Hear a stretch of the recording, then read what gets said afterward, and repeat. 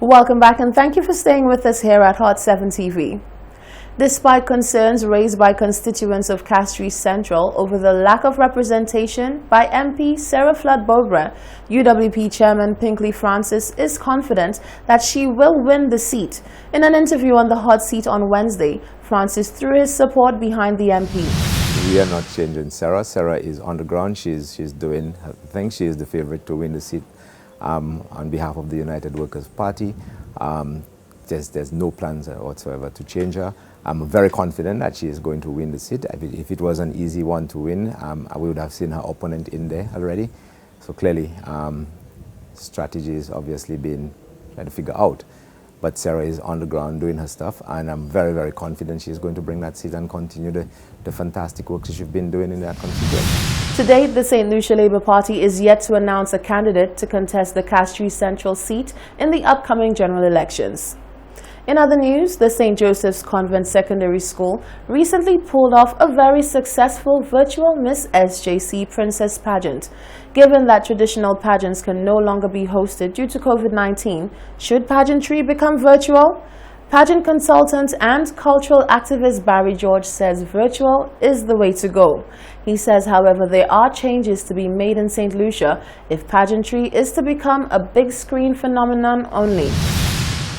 COVID-19 has forced everyone to change the dynamic and manner in which everything is done. Recently, the St. Joseph Convent Secondary School hosted its first virtual pageant. Given its raving success, questions have been raised as to whether this should be the direction that all pageants and shows take, especially given that COVID-19 does not seem to be going away anytime soon. Pageant consultant Barry George says this possibility should be definitely considered. It's something that should be considered for television, because that's the way we go. It's not a new thing, but for us, because of COVID, we need to see it differently and see it as an opportunity in many forms, an opportunity to showcase still and keep the brand of Carnival and Queen Show and pageantry alive. Of course, it should be encouraged. Pageantry plays a big part in St. Lucia. I mean, even the communities too, who normally do Carnival, they do Carnival pageantry, should adopt that as a way of keeping it alive. Because pageantry definitely help develop young women, create a medium for them to express themselves.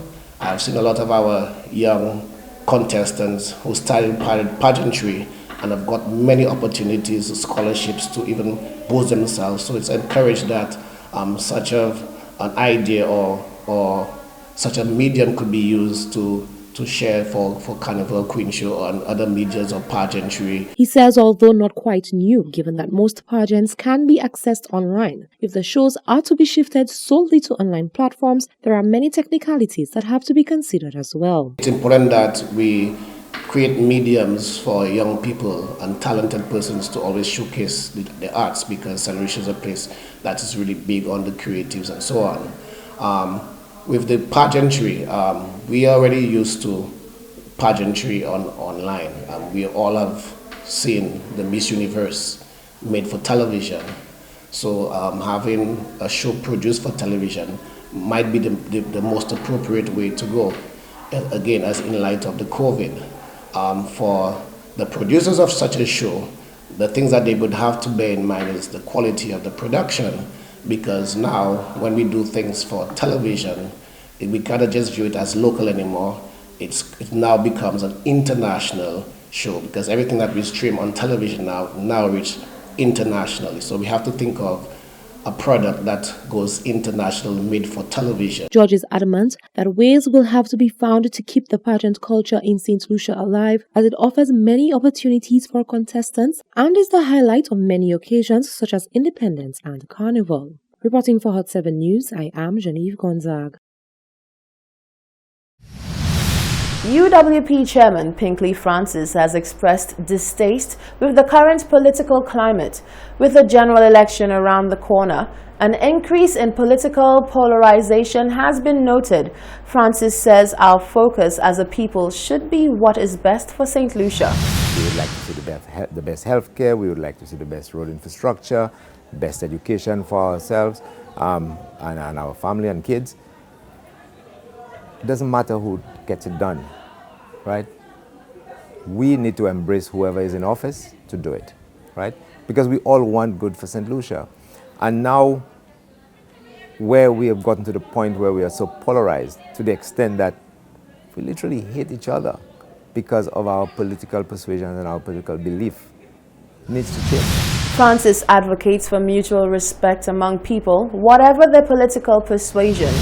I respect the chairman of the St. Lucia Labour Party, right? And I respect every single candidate of the Labour Party. I will never disrespect them, and I'm wishing them well in their quest to form the next government as well, just like us, right? But I believe we need to let every St. Lucian understand that we are doing this for the betterment of every single St. Lucian.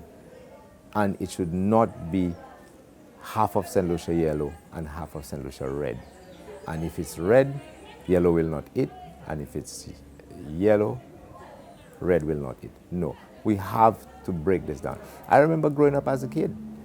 My father, like I indicated in my introduction, was a stalwart of the United Workers' Party. But when his party loses the election, the celebration was in his shop. He used to provide electricity to the Labour Party to have a meeting in his yard, right? After the victory, they would celebrate with him. They've always been friends, and I wish we would come back to this and we all work to make St. Lucia a better place as one people. That was UWP Chairman Pinkley Francis. This is the Hot 7 TV Nightly News. Stay with us. We have more after this break.